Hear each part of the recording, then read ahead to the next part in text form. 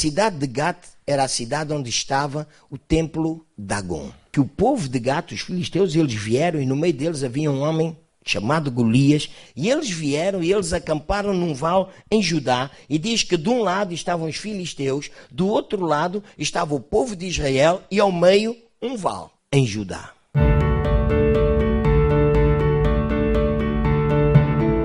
E aquele vale que estava em Judá, que significa louvor, pela manhã e pela tarde, era cheio com o som de uma voz que desafiava o exército de Deus. Todos nós sabemos que aquilo que nós ouvimos pela manhã determina o nosso dia. Causava intimidação, ele causava medo, ele causou receio. Um só homem conseguiu amedrontar o exército de Deus, porque eles permitiram que o vale, que era destinado ao louvor, fosse cheio por intimidação. O que é que enche o vale na nossa vida que deve estar destinado ao louvor? Nós vemos Golias, que vem de Gat, cidade do deus Dagon. E de repente, nós ouvimos a história de um jovenzinho franzino esquecido, e diz-nos a Bíblia que Davi vem de Belém, de Judá.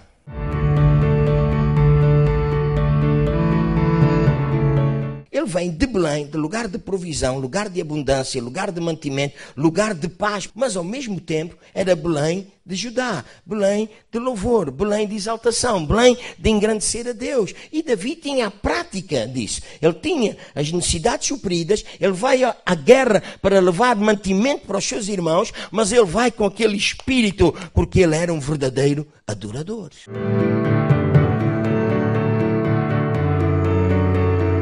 Nos momentos de maior dificuldade, quando nós louvamos a Deus, tudo desaparece. E Davi levanta-se.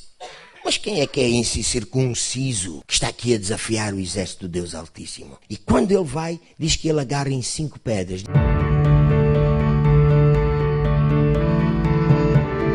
E quando Davi olha para aquele homem, diz que o gigante desprezou Davi. E aqui começou a sua derrota. A derrota daqueles que se levantam contra nós. No momento em que eles nos desprezam, já foram derrotados. Quando Davi olha para aquele homem, Davi faz uma declaração fantástica.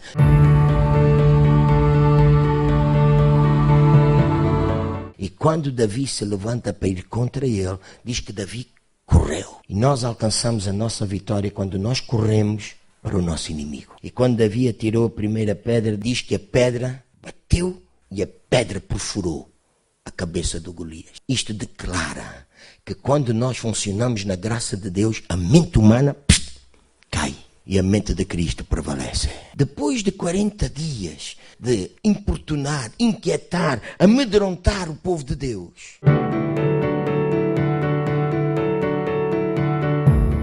Davi diz: eu venho a ti em nome do Senhor dos Exércitos. Eu não venho a ti nem em meu nome, nem em nome do Saul, nem em nome do exército de Israel. Eu venho a ti em nome do homem a quem tu tens estado a provocar. Porque Jesus é o Senhor dos Exércitos. E quando lhe corta a cabeça, Davi faz algo de extraordinário. Agarrou na cabeça de Golias, agarrou nas armas do Golias e diz que colocou à porta da sua tenda. Ele fez do inimigo o seu troféu. Não há mais receios, não há mais derrota, não há mais subjugação. Agora aqui na minha casa há louvor, há exaltação, há grandeza. E eu e a minha casa, nós vamos servir ao Senhor. 40 dias de Golias que amedrontou um exército. E Jesus é levado ao deserto. E durante 40 dias e 40 noites a Bíblia nos diz que o diabo tentou Jesus. Mas no final dos 40 dias a Bíblia nos diz que Jesus saiu cheio de força, cheio de vigor e com a unção do Senhor Santo Espírito. A tentação, a prova, o teste, os inimigos que se levantam contra nós, as aflições que se levantam contra nós, não devem levar-nos a ficar frustrados ou abatidos. Porque nós estamos na presença de Deus depois da prova. Nós saímos cheios de força, cheios da unção do Senhor Santo Espírito. Jesus ainda teve uma tarefa a cumprir.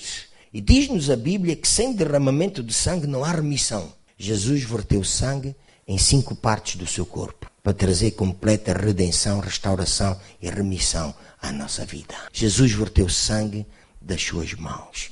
Isto significa para nós que toda a obra das nossas mãos está abençoada. Nós curamos, nós libertamos, nós abençoamos, nós restauramos, nós edificamos, nós engrandecemos com as nossas mãos. Jesus foi ferido na sua cabeça.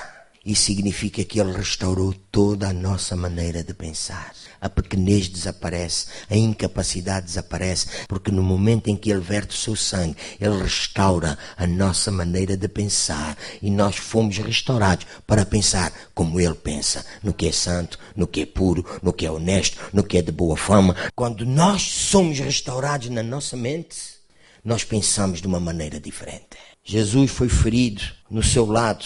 E quando Ele é ferido no seu lado, isto fala-nos do amor. Não ameis o mundo, nem o que no mundo há. Nós não pactuamos com princípios que são contrários às Escrituras e alteram o padrão de Deus. Aquele que ama o mundo, o amor do Pai não está nele. E o amor do Pai é um amor que restaura, que liberta e canaliza o nosso amor para as coisas que Deus ama. Jesus verteu sangue das suas costas. Isso fala-nos de proteção. Viver debaixo da graça de Deus significa que nós obedecemos as instruções de Deus. E quando nós obedecemos às instruções de Deus, nós falamos o que é bom, o que é honesto, o que é puro, e temos o coração de Deus que sabe perdoar e sabe cobrir o pecado da vida dos outros. E Jesus verteu sangue dos seus pés. Deus está a contar conosco para que nós nos levantemos e mudemos a influência. Jesus verteu sangue dos seus pés para que esta palavra que foi prometida lá ao povo de Israel tenha o seu pleno cumprimento nas nossas vidas. Todo lugar que pisar a planta do nosso pé, esse é o lugar que Deus nos tem dado. O homem perdeu a glória de Deus por causa do seu pecado. Mas quando Jesus veio e verteu o seu sangue, Ele restaurou o homem completo em todo o seu ser, pelo seu favor. Não é pelo que fazemos, é pelo que Ele fez. Não é por aquilo que nós buscamos, é por aquilo que Ele já alcançou e buscou para nós. Nós somos homens e mulheres cheios da glória de Deus. Saiba isto, passamos o teste, passamos as aflições do mundo, mas temos bom ânimo. Porque nós estamos na presença de Deus e desfrutamos de tudo aquilo que Deus alcançou para nós na pessoa de Jesus Cristo.